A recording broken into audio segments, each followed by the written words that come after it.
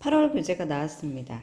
5, 6번으로 되어 있고요. 이 내용은 이번에는 파트가 3개로 들어가 있어요. 5번하고 6회차가 2개가 있거든요. 그래서 6-1회차하고 6-2회차로 해서 총 3개의 파트로 이루어졌습니다. 8월은 법인세 중간연합 신고가 있기 때문에 총 3회차에 걸쳐서 법인세 중간연합 결산, 신고서 작성까지 함께 보는 거를 이제 수업에 넣었고요. 제가 이번에 중점적으로 한 거는 우리가 그 부가세 신고도 하고 원천세 신고도 하고 또 이런저런 이제 결산을 봐야 되니까 분계를 많이 넣었습니다. 분계.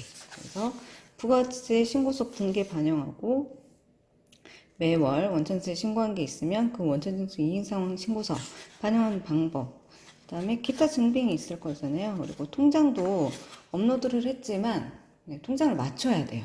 그래서 통장 맞추는 방법이 있고, 그 다음에 마지막에 결산 분계를 해줘야 됩니다. 그 다음에 또 이제 계속 맞춰가는 작업을 할 거거든요. 그래서 이렇게 이제 중간연합 결산 자료를 받았으면 요거를 실제 자료 반영을 해야 되잖아요. 그래서 그 자료 반영하는 방법을 5회차 때 보게 될 겁니다. 그래서 교재는 처음에는 대부분 이해 부분으로 들어가 있고요. 그 다음부터는 이제 부가세 신고서가 있으면 그 부가세 신고서를 봤을 때 이런 숫자들이 있잖아요. 요거를 이제 정보에다 표현을 해줘야 돼요. 그래서 그러한 방법들을 넣어놨습니다. 그래서 예정신고 부가세 정리분계, 의제매입 정리분계, 그 다음에 공통매입세 정리분계. 근데 공통매입세액은 조금 복잡해요. 그래서 좀 디테일하게 하는 방법을 넣어놨습니다.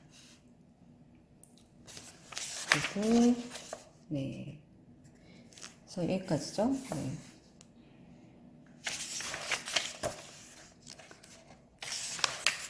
그 다음에 원천세 신고서를 딱 봤을 때 요거를 또 우리는 장부에다 반영을 해야 돼요.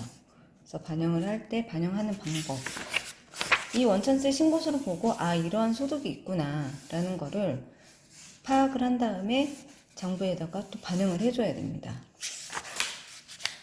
그래서 급여대장 보고요. 급여대장에 대한 분계, 그 다음에 이론근로소득 있으면 이론근로소득 분계, 사업소득, 기타소득 지급이 있었으면 그에 대한 분계, 이렇게 하고요. 그 다음에 이자소득, 배당소득이 있을 거고요. 적용 원천소득이 있을 거고, 그 다음에 배당이 있었으면 배당에 대한 분계를 할 줄 알아야 돼요. 그래서 배당에 대한 원천세 신고는 당연히 했겠지만 분계하는 방법도 넣었습니다. 그리고 중도태사자 회계처리, 이 부분을 많이들 좀 어려워하더라고요. 그래서 중도태사자 회계처리하고 연말정산 회계처리하는 방법을 넣었어요. 연말정산 회계처리 하는 방법을 뭘 보고 해야 되느냐, 그런 것들을 같이 넣어놨습니다. 그리고 기타 증빙 반영하기 있는데 신용카드 반영하는 방법, 맞추는 방법, 이런 것들 넣었고요. 지출결의서도 확인하는 방법, 반영하는 방법, 현금출납장 입력하고 반영하는 방법, 그 다음에 통장을 업로드를 했어요. 근데 이제 이거를 업로드해서 끝나는 게 아니라 우리는 맞춰야 됩니다. 그래서 우선 통장에 대한 이해가 있어야지 이걸 맞춰 나갈 수 있어서 요거를 넣었어요. 어떤 증빙은 어떻게 반영하는지 넣었고요. 그리고 통장 업로드를 해서 반영하는 방법. 4대 보험을 또 어려워해요. 4대 보험에 대한 내역을 좀 더 자세하게 했습니다. 4대 보험이요. 그리고 일반적인 거래처 맞추는 방법을 넣었고요. 그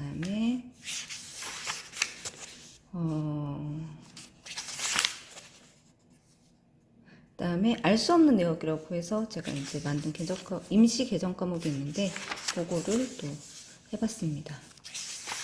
그래서 이런 식으로 신고를 했고 결산 자료가 있는데 요거를 어떻게 반영을 해야 되는지, 그래 어떻게 결산이 나오는지, 결산을 하는지 이런 것들을 5회차에 때 볼 수 있어요.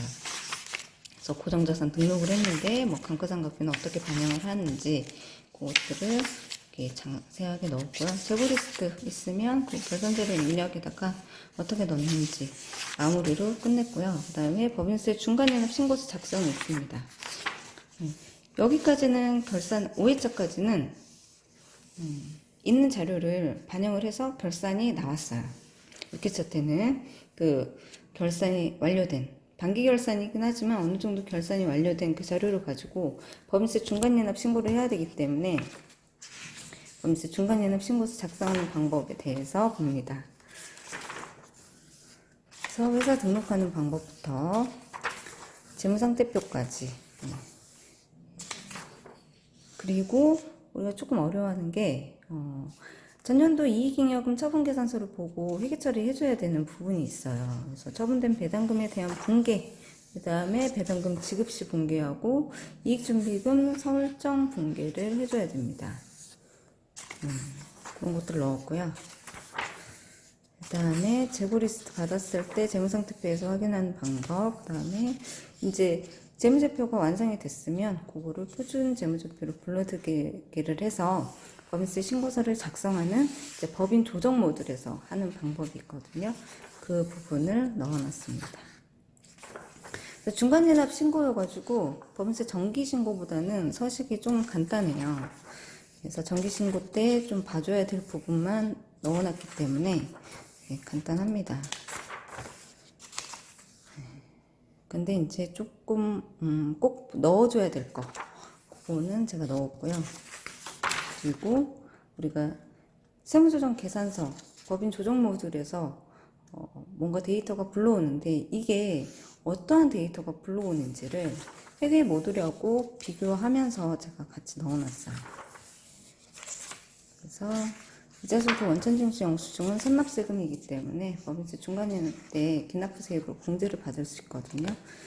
그래서 법인세 과세표준 및 세액조정 계산서까지 해서 중간연합 신고서, 그 다음에 마감되는 서식은 이 정도 있다 그러면서 전자신고하는 방법까지, 그 다음에 마무리로 끝납니다. 그리고 6-2회차는 우리가 이제 상반기 비상장 법인을 많이 하기 때문에 비상장 주식이 거래가 있었던 회사들이 있을 거예요, 상반기에. 그래서 이게 이제 8월 말까지 신고 납부기 때문에 이것도 같이 이번에 합니다. 근데 8월 넷째 주에 하죠. 네. 그래서 비상장 주식의 양도 고려해야 할 거. 그래서 이해 증권거래세, 양도소득세, 주식 및 주주관리 마무리 이렇게 되어 있는데 요거는 블로그에 제가 포스팅을 아예 해놨어요. 네, 같이 수업을 받으시는 분들한테는 이게 같이 필요한 부분이라서 이번에 6-2회차로 그냥 넣었습니다. 그래서 교재는 이렇게 구성이 돼서 총 100페이지 정도 됩니다. 네. 법인세 중간연합에 대해서 자료 수치부터 결산, 법인세 신고서 작성까지 해서 총 3회차로 구성을 했어요. 그래서 총 4회차부터 6회차까지 법인세 중간연합에 대한 이야기들이 있기 때문에 혹시 실무에 이 교재가 저는 정말 잘 유용하게 쓰일 수 있을 거라고 보거든요. 그래서 지금 생각이 있으신 분들은 이 영상 보시고 어느 정도 제가 전체 페이지를 다 보여드린 거니까 구입에 도움이 되셨으면 좋겠네요. 고맙습니다.